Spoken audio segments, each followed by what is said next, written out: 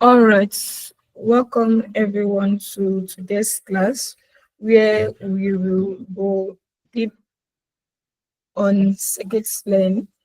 So, of course, Scikit-learn is one of Python's open source library. So we'll get to answer some. Let me increase this. We get to answer some standing questions concerning Scikit-learning, where we get to see what is Scikit-learning, why do we need Scikit-learning, Scikit-learn rather, how to install it, the advantages, applications area where it is used, and a coding example to illustrate and better understand what Scikit-learn is. So for the course of this class, I will have to use my documents that I prepared. Then I will also make a general explanation on it. Then for definitions, reference, and others, refer to the documents. And at the end of the class, I will share the documents with you on the group, and I think again on the video link. By that, I mean the class recordings link. Okay, so just before I proceed, I want to be sure that I'm audible enough and you can all hear me and see my screen as well. All right, that's beautiful, beautiful. So Scikit-learn is one of, this is me explaining it now before we get to the definition and all of that. So Scikit-learn is one of the most popular and powerful libraries for machine learning. And of course, it is a Python library. It is open source, right? And it has a very large community. By that, I mean, you can always reach out to them for help. And these people also work hard to make sure that they improve it. So it provides a simple and efficient toolkit for data mining and data analysis. And it is built on some of the other libraries that we've looked on during the course of the class, like NumPy, Matplotlib, and CPy. Okay, so you don't need to stretch. I'm going to start everything from the very basic to where we get to see how it is being used. So Scikit-learn offers a wide range of algorithms and tools for tasks like classification that we looked on, regression, clustering, and more. So for this class, we explore the key features of Scikit-learn, provide good example for common machine learning tasks, and to also discuss best practices. Okay. So just to note, take note of this part, that Scikit-learn is an open source library that provides simple and efficient tools for data analysis and modeling. So, and you might want to know that it is widely used for machine learning tasks because of its robust and easy to use interface. Now, why is it this? Why bring in this robust and easy to use? You know, most of the things that Scikit-learn offers, okay, some of them can be achieved in Python's code, but that would take lots of lines of code. Tasks and even more just making it complex. But with just few lines of code, we can achieve that in Scikit-learn. So we use each cable. Sorry about that. So I said that it's because of its robust and easy to use interface and extensive collection of algorithms. So what that means is that what Scikit-learn offers, we can actually achieve that using Python code, but with few lines of code and command, Scikit-learn can do that for us. So that we're making it making the interface very easy to use and easy to apply. And Scikit-learn offers a wide range of machine learning techniques, including what we looked at last week: classification, regression, clustering, dimensionality reduction, model selection, and pre-processing. Before I even get to the documents, there are some key features of Scikit-learning that it's interesting and important to look at. So, like what I said, I made mention earlier, which I want to go deep. It's wide range of algorithms. That one cannot be overemphasized. So Scikit-learn includes implementations of many popular machine learning algorithms, such as decision trees, which we get to see maybe next class. So such as decision trees, it supports vectors machines, k-nearest neighbors, that is the KNN, which we'll see a little of it today, and more other algorithms. Now, for data processing, it is a tool for data processing, which includes scaling, normalization, encoding, and are built on into what this library. Another is, I think, let me get to my notepad. Another is, sorry, I left the missing room. So if at any point you have questions or you want to draw my attention to anything, if your background is not noisy, you can just unmute and speak. All right. So my notepad. So another is model selection and evaluation. Scikit-learn provide tools for cross-validation, hyper-parameter tuning, and evaluation devices. So by hyper-parameter tuning, I means that these are not what is learned. Now I'm trying to explain hyper-parameter. Okay, hyper-parameter tuning. So these are not what is learned from the data, but what the scientists need to set in to make sure that the data learns properly. This way, it will avoid overfitting and underfitting. By overfitting, it means the model learns too much, so it overfits, and underfitting, the model does not learn enough. So this way, it might produce what's bad. But it might make bad predictions because it either does not learn well or it learns too much. Okay, so that's for hyperparameters to look at it. And again, is extensibility. So Scikit-learn is built on top of, like I said before, these libraries we've used, which will also bring them all together in the code example and see how they can marry themselves. So like the NumPy library that we looked at, the matplotlib. So NumPy, it's for numerical operations, matplotlib for visualization, and pandas for data analysis and all of that. So all of this come together and make it highly compatible with other Python data science libraries. Okay, so I will be using Google Collaborator, but if you want to use your system, you can install Scikit-learn using this command. So it's a Python package, so use pip install Scikit-learn. So this command will using take it to your CMD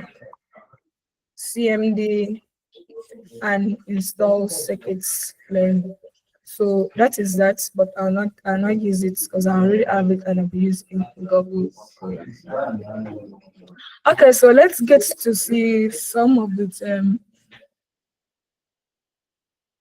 some how it is being worded in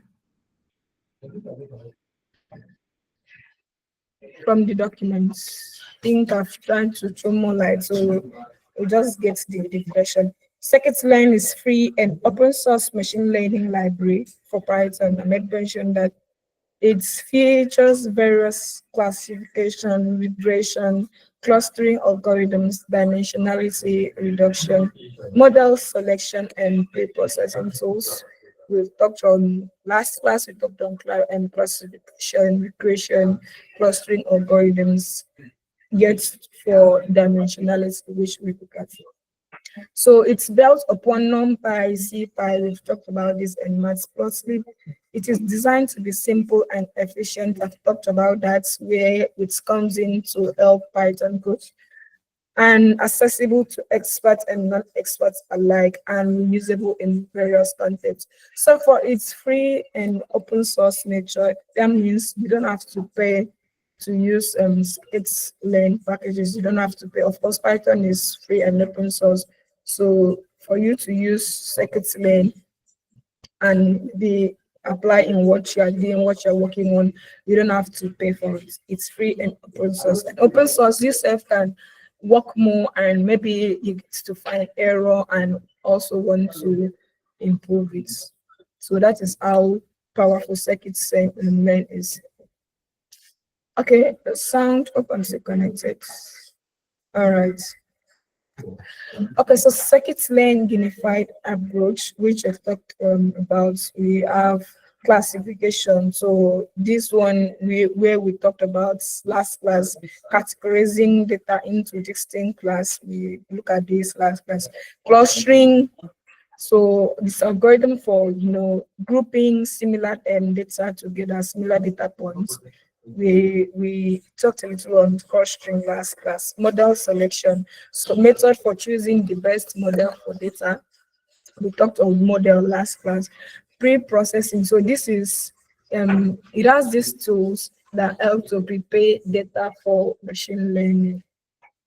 And for dimensionality, so this one is kind of a technique that reduces the numbers of variables, that kind of the examples and features.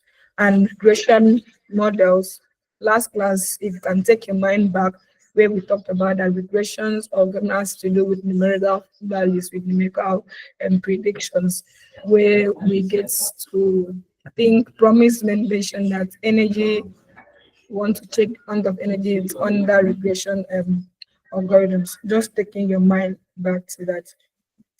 And this is just a bit to know the name. And then again, this Scikit-learn came as a result of Google camp. So this was just some of side work and not, it gets interesting. And that was about 2007, and it came to life publicly by 2010. So what just came up as a very simple bootcamp work now turns to a public and popular usage library. So Scikit-learn is much more for CPy toolkits and machine learning. It reflects library origin as CPy, adds on and focus on providing machine learning algorithms. Now here comes the bigger question. So you mentioned application and all of this. What is Scikit-learn used for?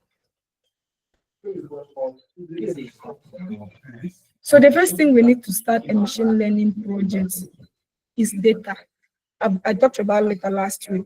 So for us to even get to train the model, learn it and do test and train and all of that, without data, you cannot do this.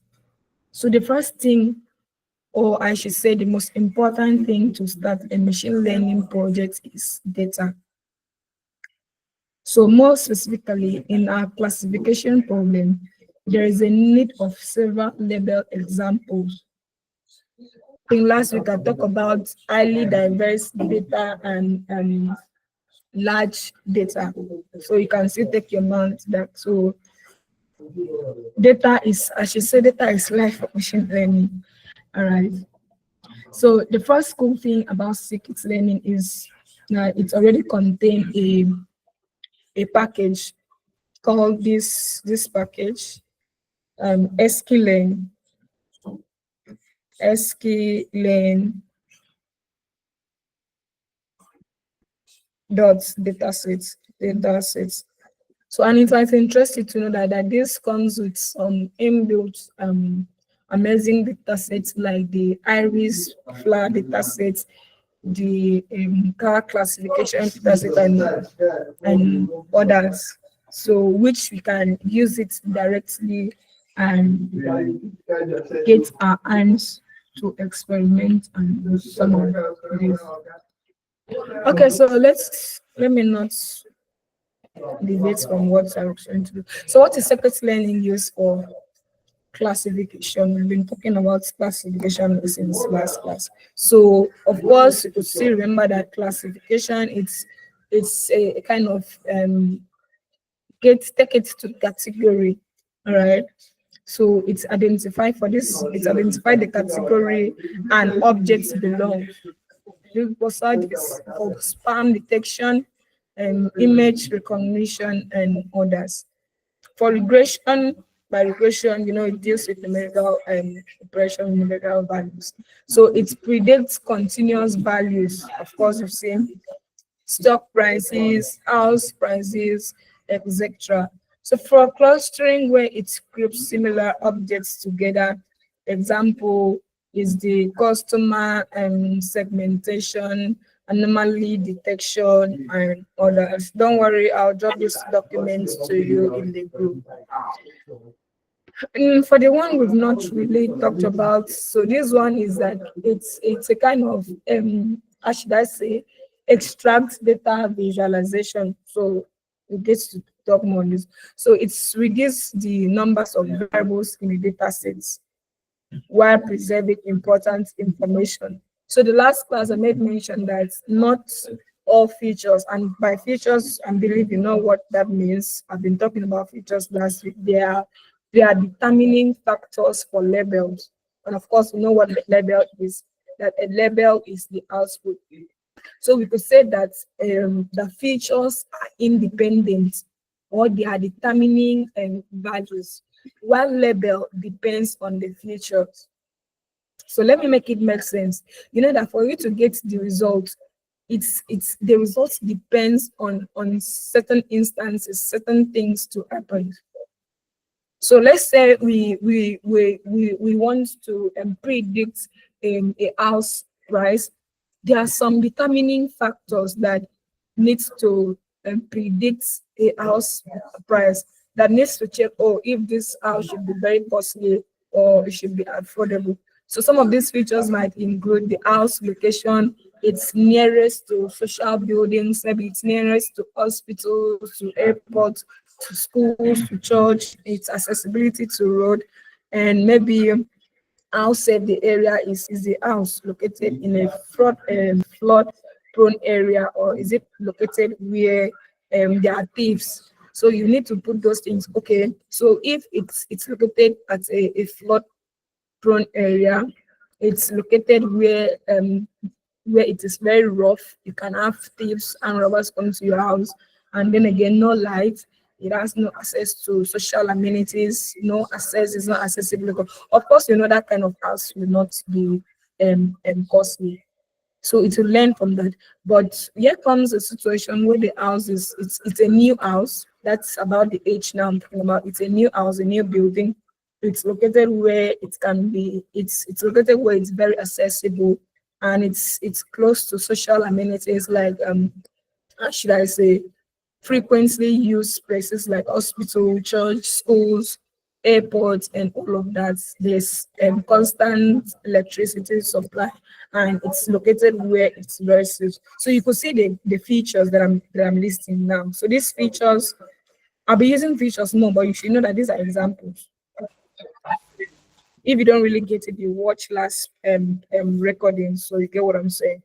So these features now are independent. They are determining factors for what? For the labels. And of course, you know that the label is the output. So in this case, the label depends on the features, because it is the examples, the determining factor that will determines the level. I think I've made justice to that. Then it's model selection. So choosing the best model for a given task. I've talked about hyper parameter tuning and cross validation. And I think I talked about hyper parameter, where it is not what it's learned from the data, but these things that data scientists, data analysts, they need to set it on their own to make sure that the models learns well. Okay, this ensures that the model is not overfitted or is not underfitted, so it does not overlearn or does not have does not learn enough. So with this parameter, it makes sure that the models learns enough. All right, and pre-processing. So these are also what Scikit-learn is useful. So transforming data into suitable formats for machine learning algorithms. This is making it scalable and somehow optimized. Okay, so that is that. So looking circuits. So this diagram illustrates that regressions where we have for words, it deals with numerical values. Example, the stock price, house price that I've talked about. For dimensionality, we talked about feature extraction and data visualization. Clustering, where it groups similar things together, like customer segmentation. Classifications, where it inspired things like the spam detection, image recognition, and all of that.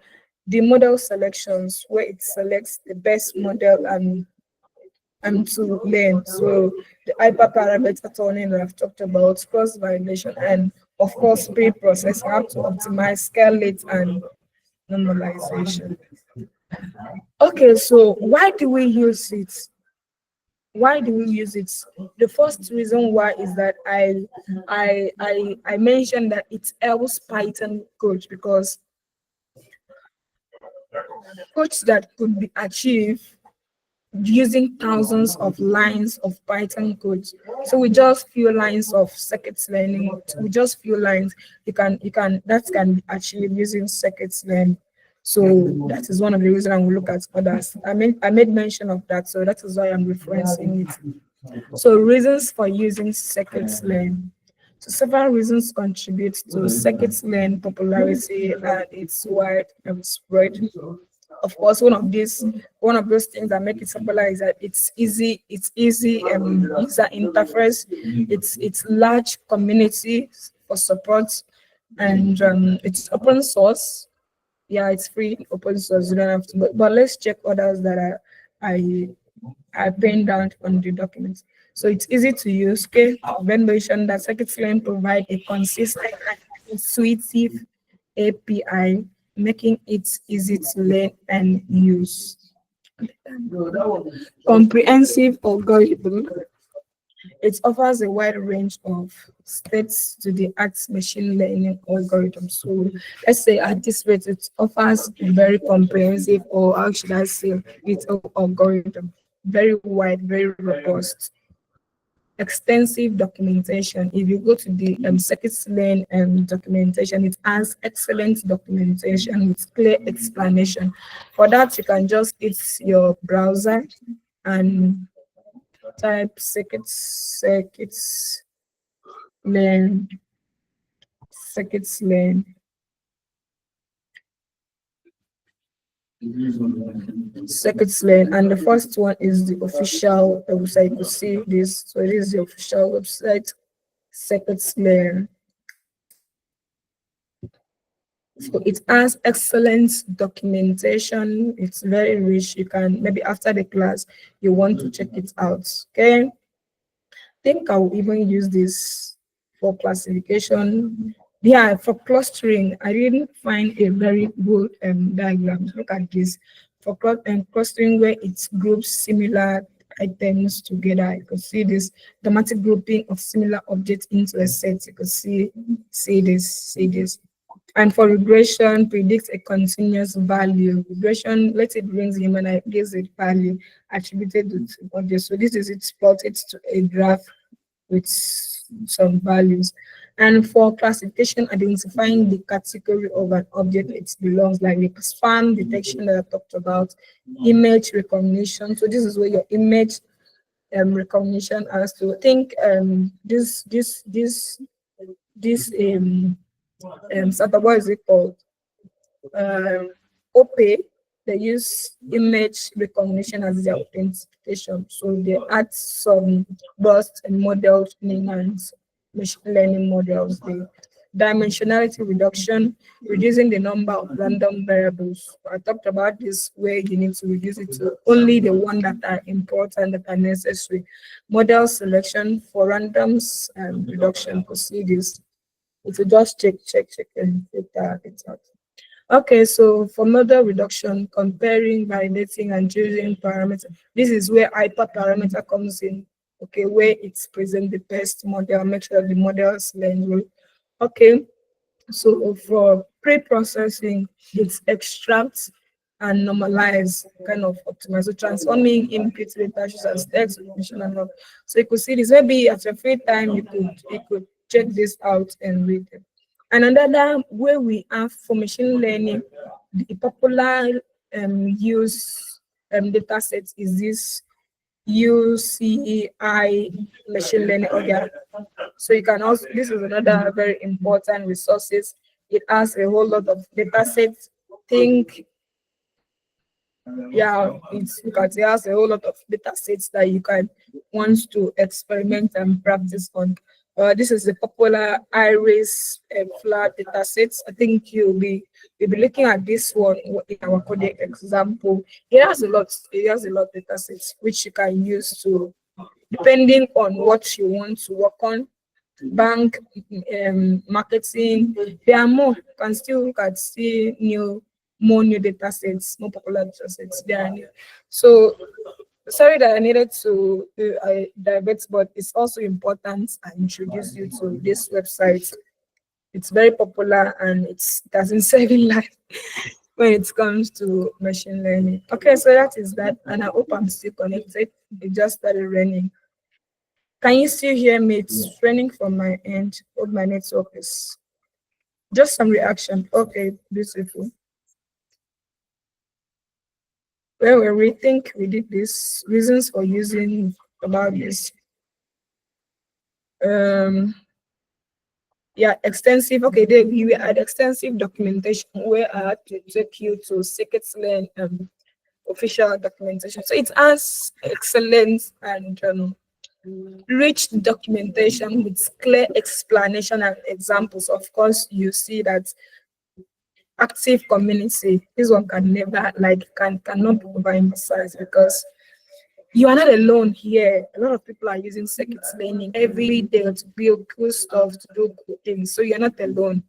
So with a very active and large community, it offers large and active community support.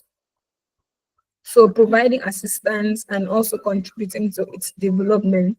Okay, seeing how to develop into to make it get even better. So you're not alone in this. There are a lot of people who were here before, who have joined as you join, and who will be joining in the future. So open source. Being open source, Scikit-learn is free to use, modify, and distribute. I talked about this earlier, that it is open source. You don't have to pay to use Scikit learning library. So it is free to use. You can even go there, it's open source, but you can go there and modify. Oh, let me request a pull, let me make a pull request. I think I see an error there. I need to, you can train yourself to where you can even see spot errors and modify it. Okay.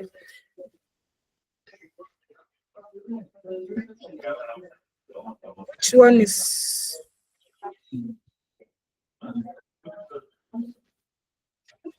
Are you still hearing me? Something just thinks what I don't know. Just unmute and speak. Yes, we can hear. Okay, that was strange. All right.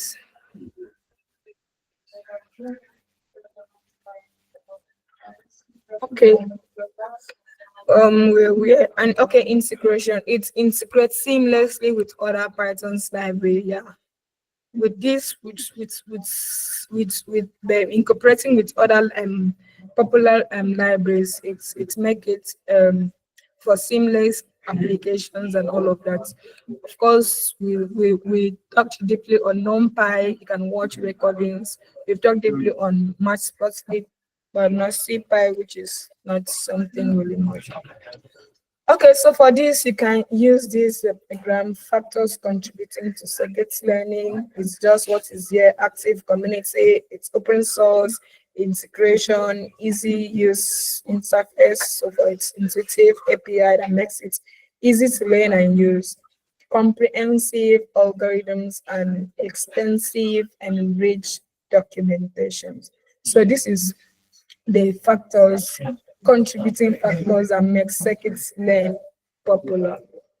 All right, so it's to advantages of Scikit-learn. And trust me, if it has advantage, not just advantage yet, but we get to the advantage. So this is where area of applications.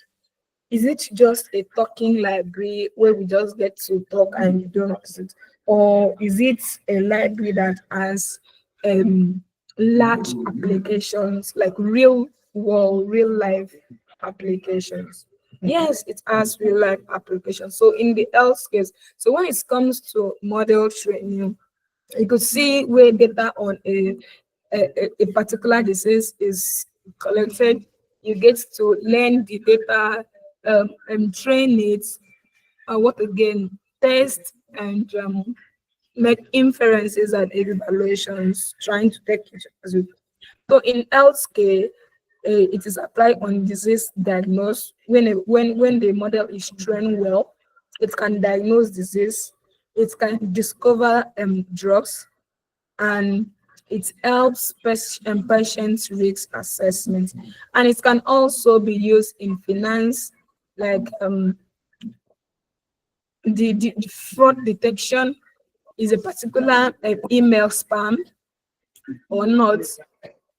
So it checks in fraud detection, it's credit risk analysis and algorithm trading. So if it takes care of fraud detections, maybe someone gets to defraud your company and voila, it detects that, it will save you, it will save the company from loss, it will save your brand from loss and all of that. So in marketing, customer segmentation. So this helps where it helps you take your brand to the target audience.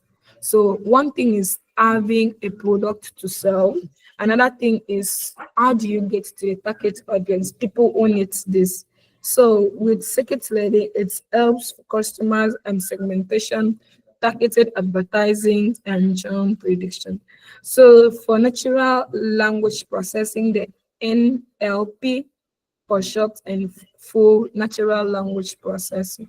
So this is a kind of a sentiment analysis, text clarification, machine learning. So this is when it gets to detect voice and all of that. If someone calls in and wow, so this is my husband calling, this is my child calling, and all of that. So that's where it is. So computer vision, this one cannot be overemphasized because we've really seen its application.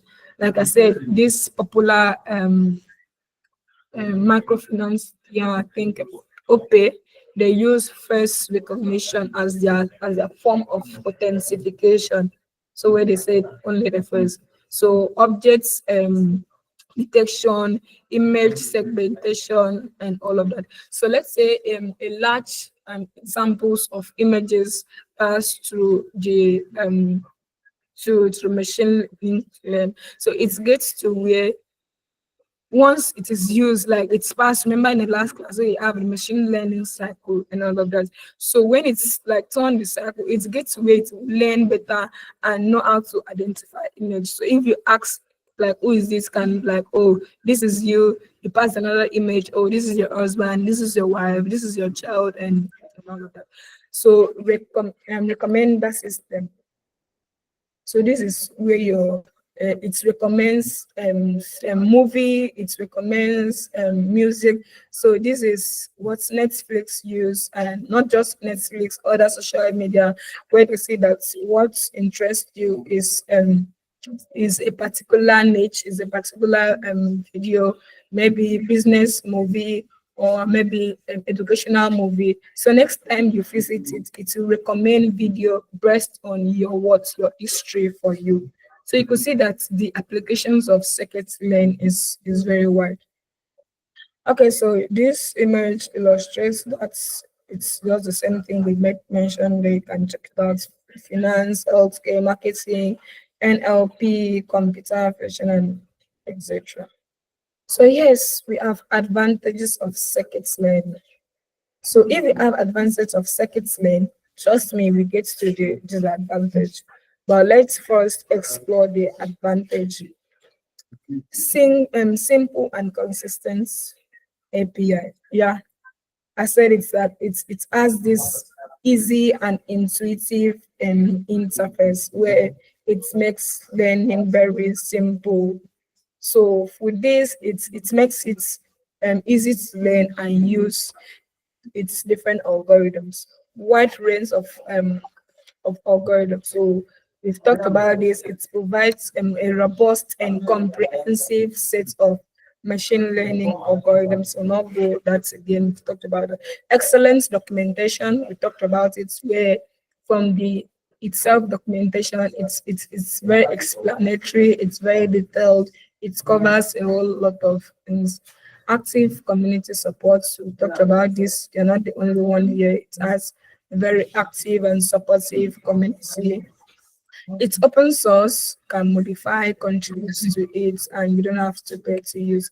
And integration with other libraries. So it is seamlessly integrated with other libraries like the NumPy, CPy, and Matplotlib.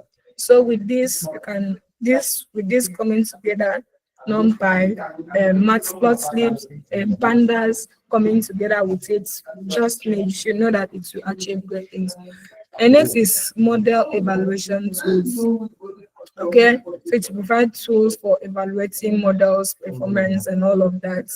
So this is where your hyper parameter that I talked about comes in, and make sure that it provide the best way for the model to learn and all of that. Okay, so cross validation techniques. It supports various cross validation techniques for robust model evaluation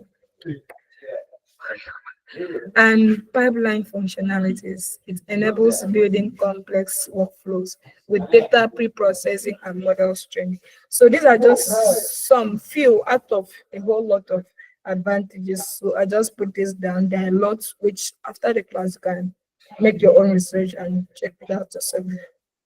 So its core strengths is this, talked about, you can check it out. And yeah, it has few disadvantages, but trust me, the advantages outweigh the disadvantages.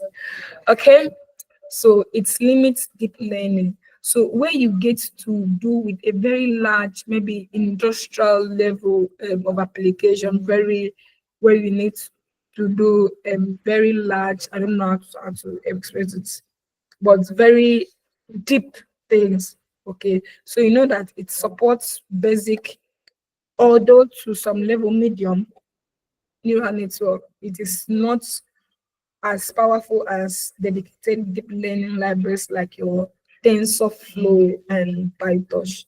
So when you get to do bigger things, okay, you used to do things, but for your day-to-day activities, day-to-day works, from the medium level applications, yeah, circuit learning is good. So memory intensive, this is another one. So some algorithm can be memory intensive, especially with data, large and robust data sets. So that is where it's coming. Another is black box nature. Yes, this is another one. Some model can be difficult to interpret. They will just have this vague and not clear interpreting, should I say, our. So it's very difficult. It's very vague, okay, to interpret. So this makes it challenging to understand and draw strategic and actionable, how should I say, decision making.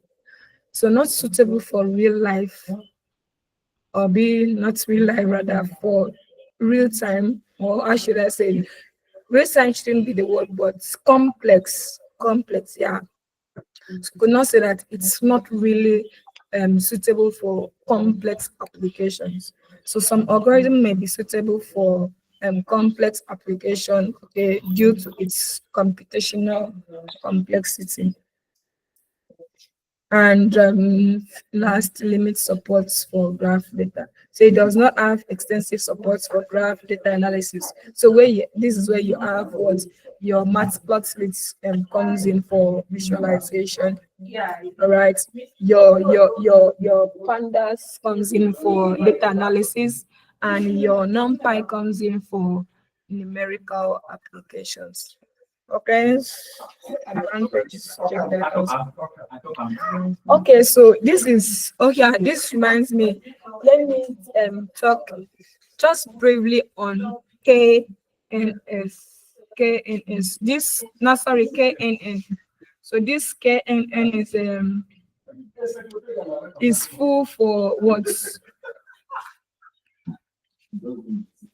K nearest neighbor. So this K now is how should I say, a kind of constant, where we look at in the coding example, but just know that K nearest neighbors is a supervised machine learning algorithm. So which is used for classification and regression. Okay, so for classification, what it does that it predicts the class of a new data point based on its how should I say, its majority class for its K nearest neighbor. So for short, you could say that the K stands, the K is the number of the nearest neighbors. Okay, let me use nearest neighbors now. So for the algorithm, so K is the number of nearest neighbors. So the algorithm consider when making prediction. So it could just take, okay, and it is best practice if there are two, you are checking two things now. Let's say you're checking, you have a group classification now, which words classify things into groups. So you could check if a group, if you can check out boys or girls from that group. So now in this case is, how should I say, the number of the closest neighbor. Oh, is the next person a boy? Is it a girl? Something like that. I think that makes sense. And let's say, and I've also mentioned that if it is two, like you're comparing two things, maybe you want to check a boy and a girl, profit or non-profit, it is best to use odd number, like 3, like 5, like 7, and all of that.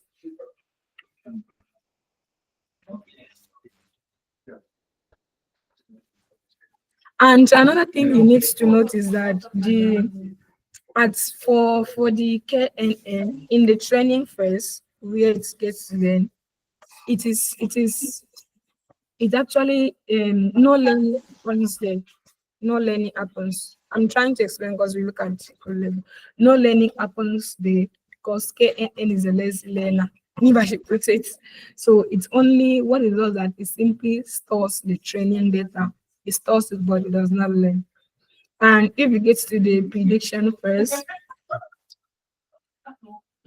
it has to predict the label of a new point. So by that, it calculates the distance between, remember it's K nearest neighbor. And the K word, I said, it stands for the word as of the nearest neighbor. So it can calculate the distance between the new points or the next person. But let me use points down. So it calculates like kind of clustering. Okay. So it calculates the distance between the new points and all other training points. And okay, so that is that. So let's it's my let me hit what let me hit my Google app, and we first of all see this simple application of care learning with explanation. So first of all, I have the code before I come to explain. Okay, so before we get to coding example, any question?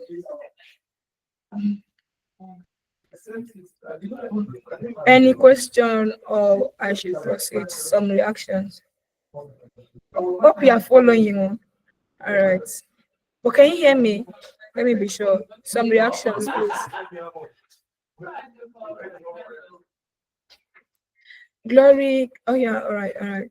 So it's reconnect, please. Okay. So I think what I will do to help not to mix up, I will first of all have the code, then I will now come and explain it line by line. So to avoid some error time. So first let's import numpy as what np. We've been working with this. And from Scikit-learn module, I would want to import the train test splits, which divide the code into testing and training. Let me just have the codes, then I can explain line by line later. So from Sklearn, and it's Scikit-learn, so it's library is called this. So from Sklearn, and what are we getting? Let me get Sklearn.model. What's wrong with my system? Okay, let me check this. It's already out. Model selection. Let me import train test splits. Okay, but I don't need this one, so I'll take it out. Or I'll stop here because I'll never know. Okay, so from Sklearn, just let me have the code first and I'll explain. Another is from Scikit-learn.metrics.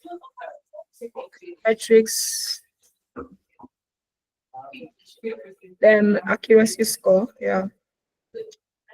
Accuracy score, but I don't need this. Let me take it out. Not the, yeah, I don't need this accuracy score. And from Scikit-learn, let me import what, of course, you'll be using our datasets. So let's leave Scikit-learn metrics accuracy and this. Okay, before that, I think I need one I almost forgot. From Scikit-learn, let me, because we're working with the KNN, so let me import that from Sklearn.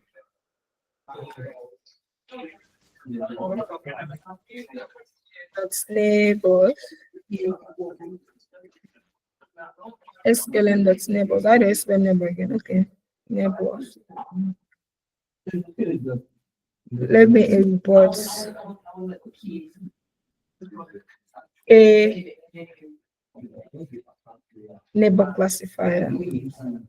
Okay, so how many do I need another thing? I have numpy, I have model selection, KNN is a classifier, accuracy score. Okay. All right, so let me run this to be sure that it's okay, it's correct. And let me get another one, bit by bit. If you have error, we know which parts we have to target. So this is correct now. So now let's get the iris data sets that I talk about. So I could call it iris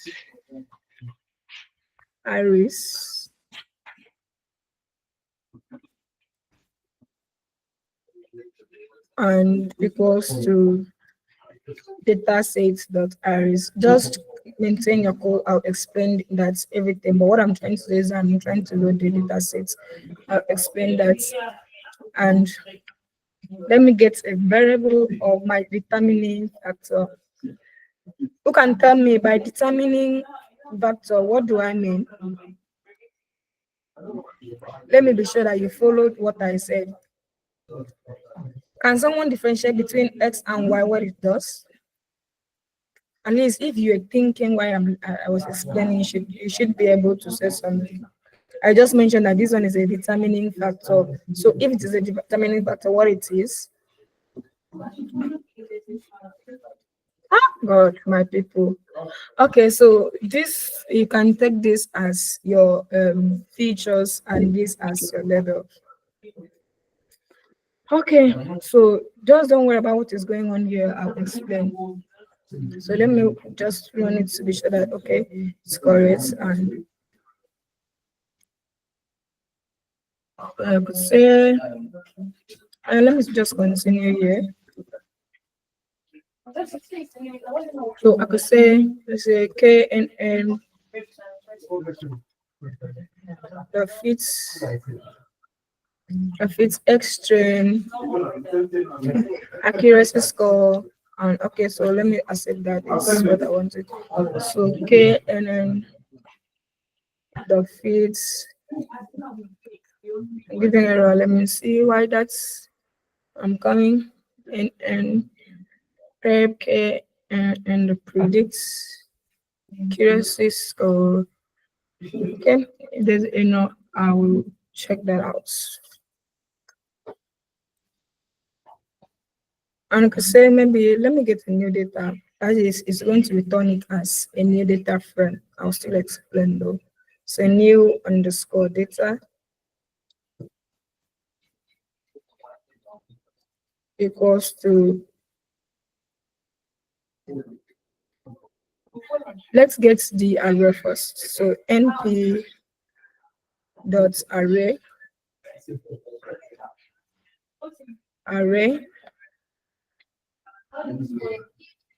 and let me get a 2 3. Okay, so 1 2, so that could say maybe 5.1 be 3.5, say 1.4. Okay, let's say what's again, maybe 0.2. So this could, I could take this as my example data points. So let me give space here. All right. What again? I've got the array. Let me make prediction. Let me make prediction. Prediction.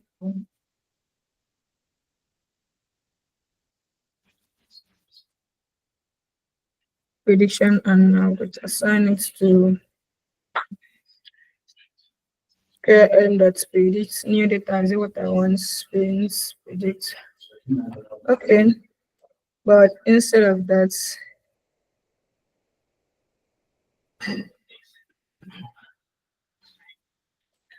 classification to the neighbors classifier instance. I need to have one library, but let me finish. Okay, so instead of this, I could say prediction predicts or at 0, or could say prediction, or for short, let me say prediction for new data. For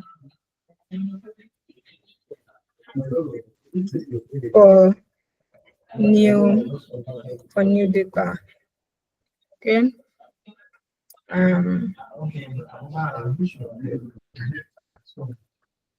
So let's not predict this, but instead of prediction, let me have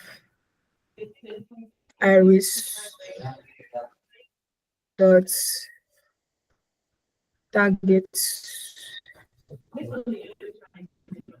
to get the level iris dot target underscore name. Okay, and then I'll bring in the prediction here.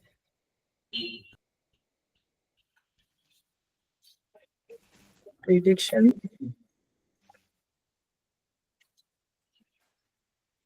Maybe can take 0, 1, but let me take 0, 0.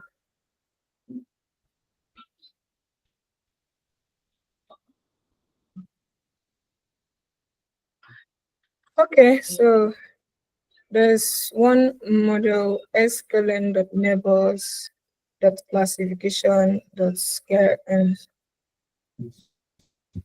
This should have taken care of that, but let me see.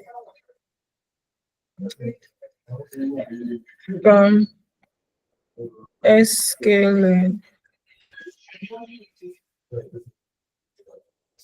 dot neighbors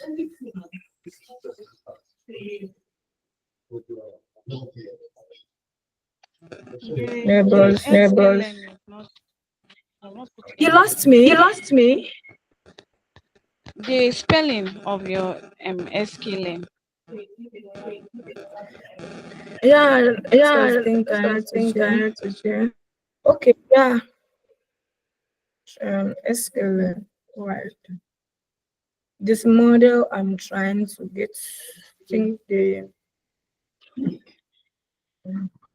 neighbors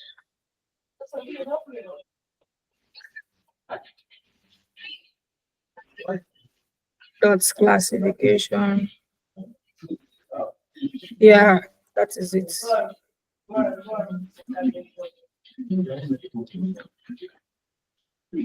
Why is it giving me error? Import the Sklearn could be.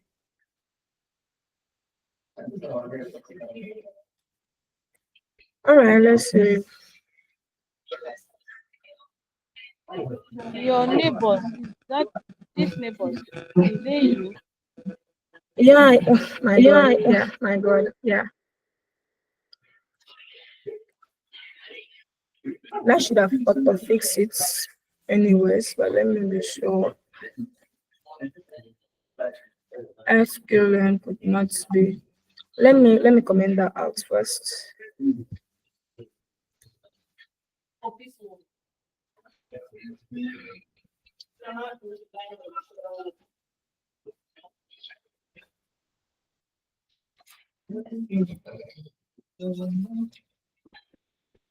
Okay, and try to explain maybe during the course of explaining it, I should see what the problem is.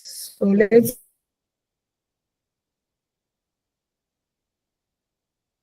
go over it line by line.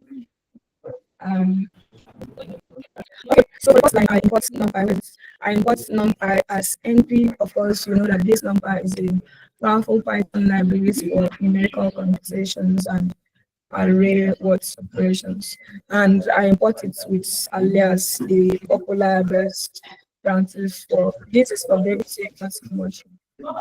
Then this other one from Sklearn model selection. You just help me with checking spellings so that I don't know if it's caused by spelling. Sklearn dot model selection import trend split. Okay, so what this one does that it imports a function to what that will split data into training and testing sets. So this is what this one does. And the Sklearn neighbor imports Sklearn classifier. So from Sklearn, trying to be careful with it, I see where the error comes from. Sklearn.neighbors imports neighbors classifier. Okay, so what this does is that we do not have issues there. That's why the notes it's run. So what is does that it imports the KNN neighbors, which is the K nearest neighbors classifier from Scikit-learn, and the KNN is a simple machine learning algorithm. All right, it's a simple machine learning algorithm used for classification and regression. Where predictions are made based on majority class of the neighbors. Okay, so it makes prediction based on the majority class. So that is what this one does. And again, you know that, okay, let me just finish before I get to. And this other one, for now, I've commented as. So from Sklearn metrics import accuracy score. So what this one will do is that it imports a functions to that is a function that will calculate the accuracy of a classification, okay, made by comparing predicted versus the actual value. Of course, you know, when we talk about the predicted and the actual values, that is where loss that we talked about last class comes in. And of course, you know that loss is the difference between the predicted and the actual value. And the last one, import Sklearn from Sklearn rather imports datasets. So this one imports a load, because I told it already. So this one is what preload datasets from Scikit-learn. Okay, so including common ones like there are a lot, but including common ones like the iris datasets. Okay, so this is where we get to put our eyes to see possible errors. So from iris datasets.load. So this line is that it's load this iris dataset that I've been talking about. It's a famous iris flat dataset. So which contains some samples. I think it's up to 150. Can I check? Yeah, it contains some samples or instances. Okay, by these instances, the rows are called instances. You know your rows and columns. So the rows are called instances. You see that? Instances, and it contains 4 features per example. And these features includes, I don't know if it is science in your school, you should know of something like the sepal length, the sepal width, the petal length, the petal width, something like that. And it also contains 3. It's not here, but yeah, it's not here, but it also contains 3 targets class. Okay, 3 targets classes: the Setosa, Fascicolor, and the Virginica. Okay, so let's go back to my screen to show you guys. Okay, so that was the first one. You lost me? No, I have a question. Go ahead. Okay, please show your screen again. This Yeah, data set, this iris data set, is being gotten online. It's, I said To preload. online. Now, if you listen to what I said that it is preload, which means that it comes with, say, an Sklearn. But if you want to have it in your machine, you can come to this website that I told you about. This UCI machine learning. So if you click on it, it's loading. It's finished loading. You could see download. So you can download it. But Scikit-learn as its preload, like it comes with it. I don't know if that answers your question. Not only iris, there are other data sets in UCI.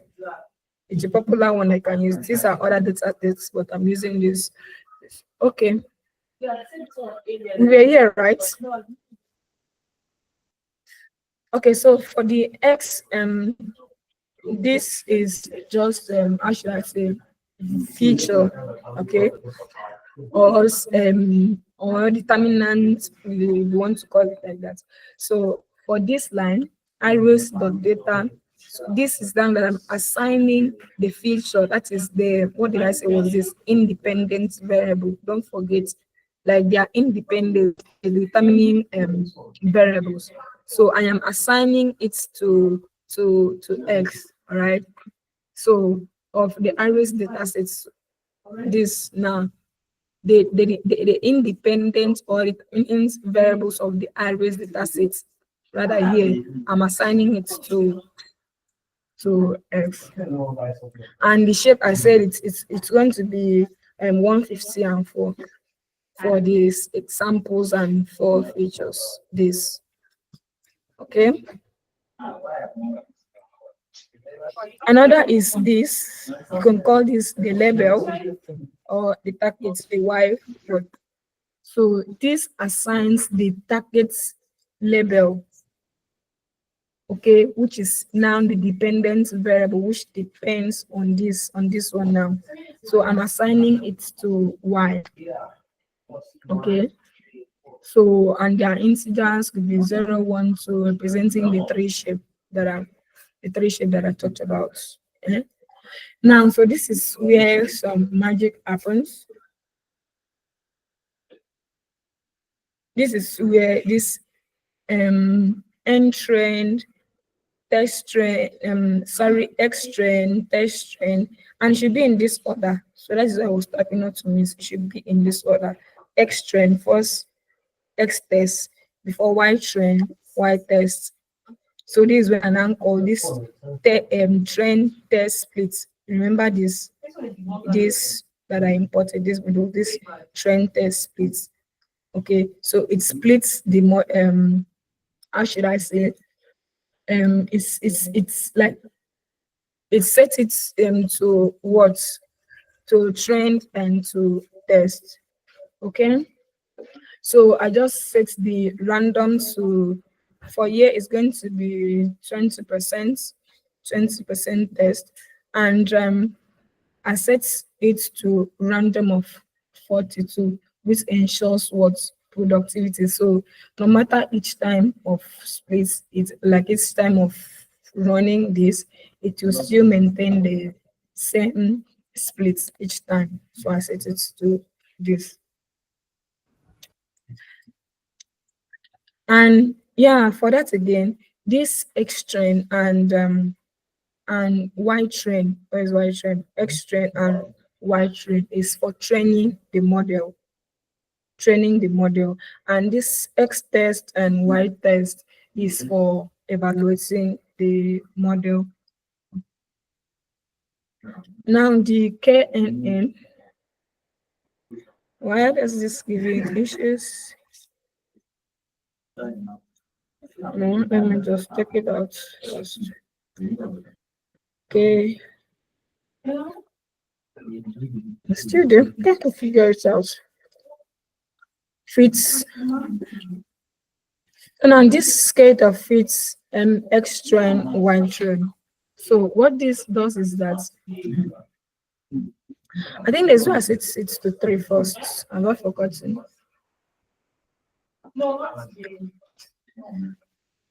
You can see X train and Y train for training the model, and you could hear for predicting the model. Now this fits, where it fits, this dot fits now. Okay, trains, like it trains fits. I don't know how to say it, like the KNN model on the training data, so that it fits like this KNN model. It's just a name on the training data to fix. And for now, the KNN now, this is just means of what, you know, that when I mentioned that it is a kind of a lazy learner, it does not learn, but it only stores. Okay, so what is doing here is that it just stores the training data. Okay, so since KNN is a lazy learner, like by lazy learner, I means no model is built during training, so it just stores. Okay, so for this other line, so this line predicts the class label for the test sets. That's where is it? Test set.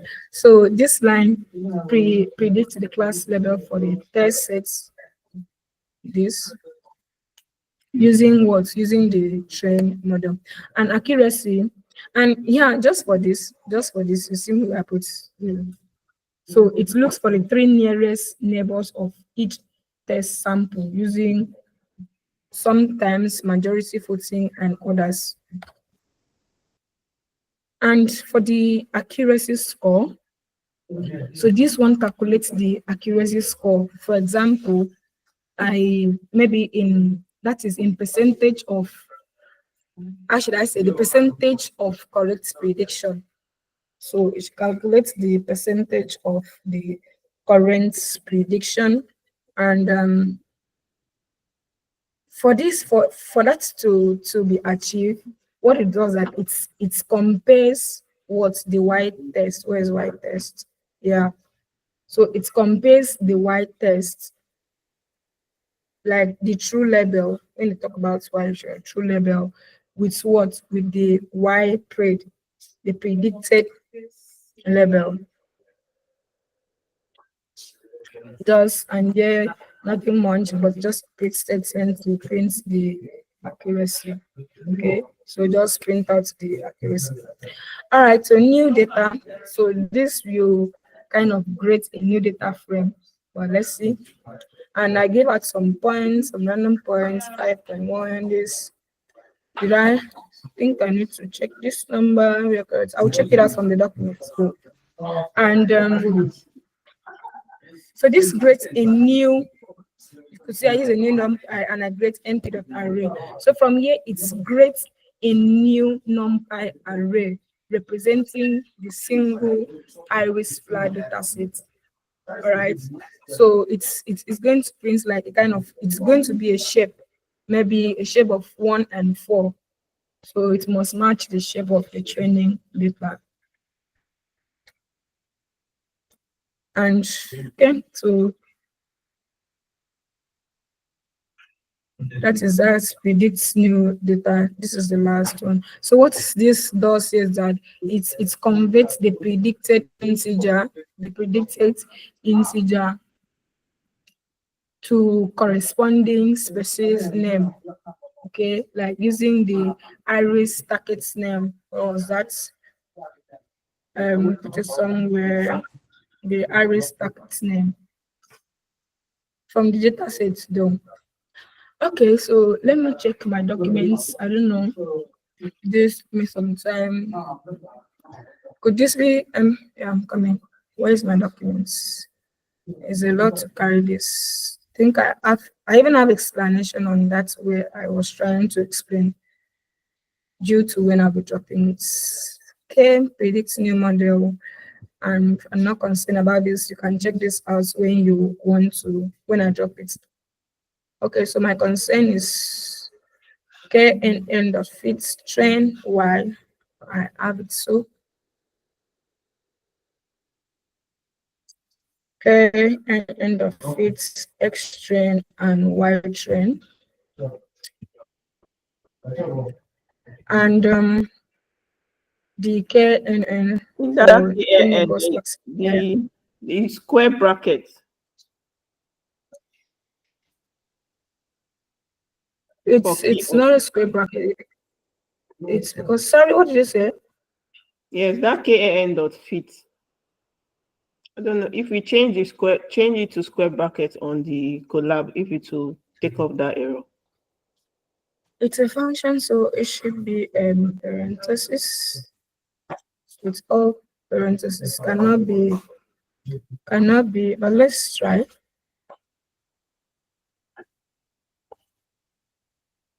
It's still this, so it's a function. I'll just check it out from the error message.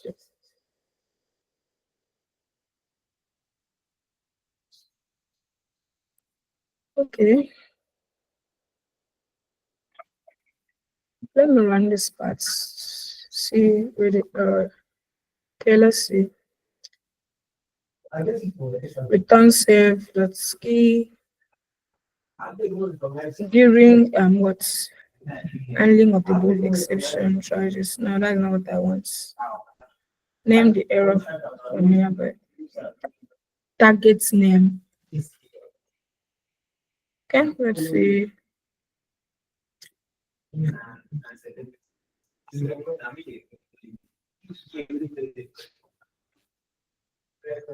Where is it taking us to? Yeah, have you seen this? So I'll accept.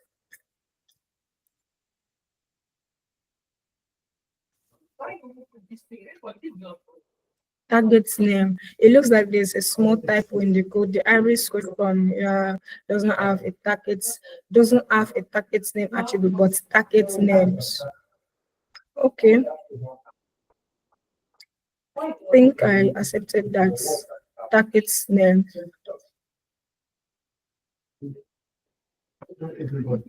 Is there any other target name here? You can check that with me. Iris.target names. It's not target name, but okay. So yeah, that is it. I add since it comes in bill, so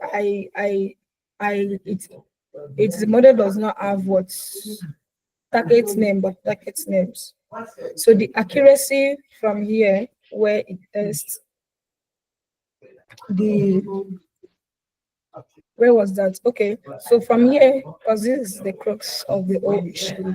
So this it calculates the accuracy score. That is the percentage of correct prediction. Telling me that it is 1.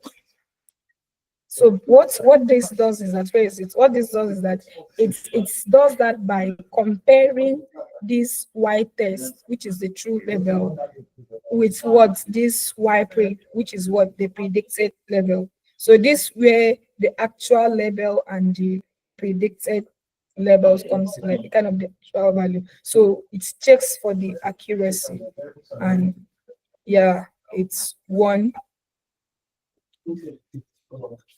accuracy, and where we return new data frame, like what is that, like new array. So predict for new data, which is the Satoshi.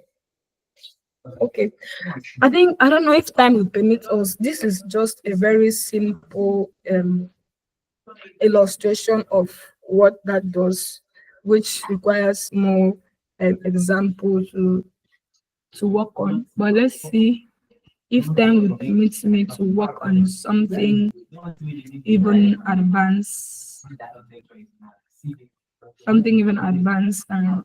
but from here, I think with the explanation, although we also leave it on the go, you understand a bit. I don't know if you understand of what is going on here.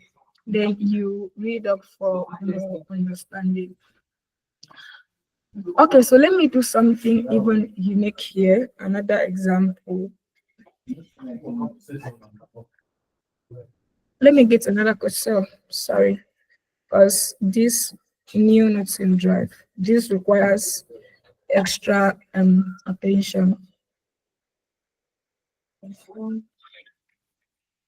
While this is loading, I'll still leave this for you to look at in case of anything is done. Okay, so let's do something now, and I'll still explain, but let me have the code.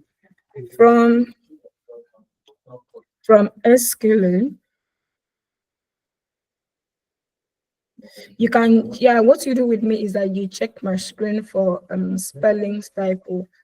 So let me get the data set first. Let's start with data set. So from Sklearn dot data sets, there's S data set for import load iris. Let me still work with this. Load the iris. I'm going to be a bit fast here, but I'll explain because of time.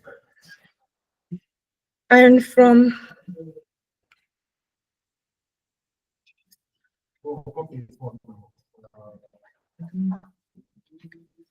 let me accept that, but I don't need this for now.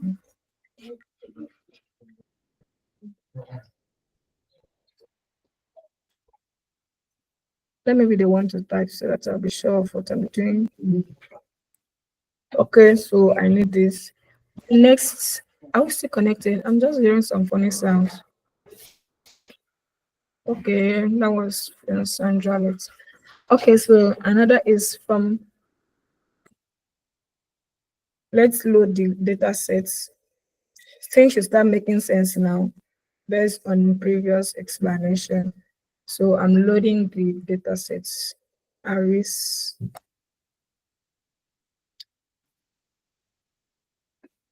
And let's get our feature and label, which of course passes to y, and I pass it to x and y equals to iris. I'll be a bit fast. Iris data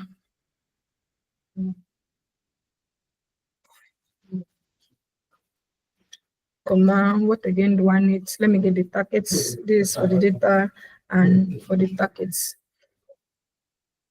Iris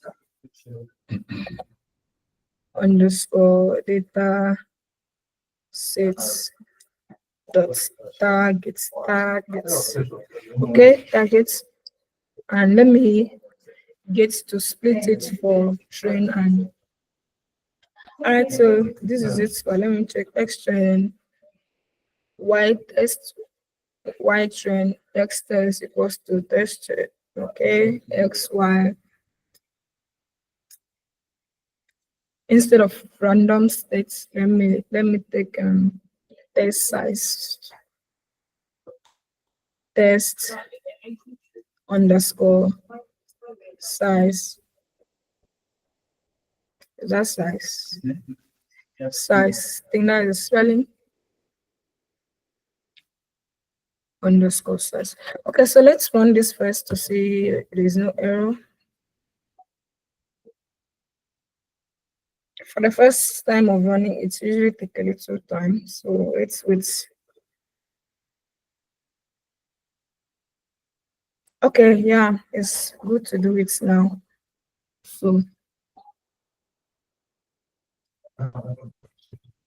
all right, so x, y, iris underscore data dots, yeah, dots data. So let me take it out and we type. I just missed that. So x comma y equals to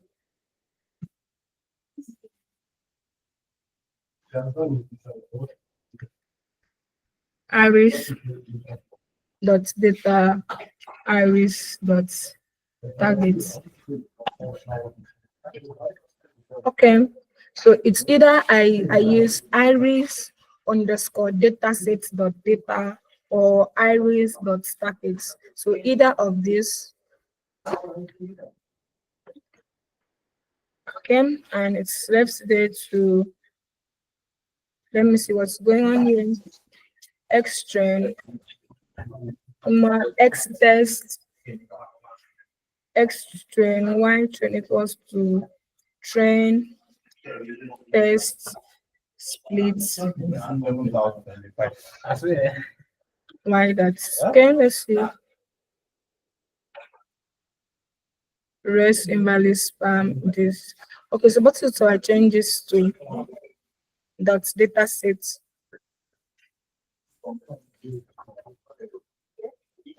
Here first.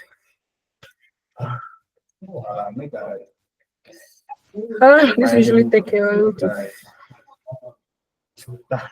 carefulness underscore data sets.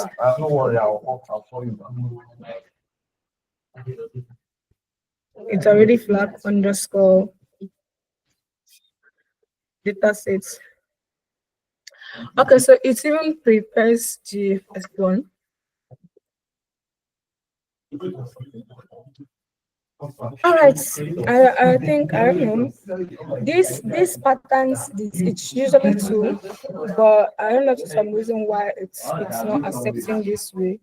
It's either you bring it the data set since it was not invoked, or you just use the dots imitation to sign. But this was supposed to be a very robust one. Instead of time wasting, I will rather send the code with line by line explanation immediately after class because it's already one. So we stop here for today. But I wish this come out because I wanted you to see a diagrammatic representation of this, but I'll still work on it too and send it to you.